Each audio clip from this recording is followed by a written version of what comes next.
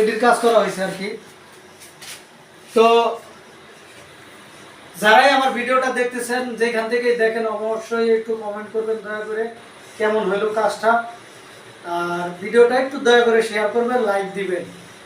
আর যে যেখান থেকে ভিডিও দেখতেছেন কমেন্ট করে জানাবেন কোথা থেকে দেখতেছেন, আমার মনটা ভালো লাগবে, অবশ্যই কমেন্ট করবেন। তো ভালো থাকবেন, আশা করি দোয়া করবেন আমাদের জন্য। আল্লাহ হাফেজ।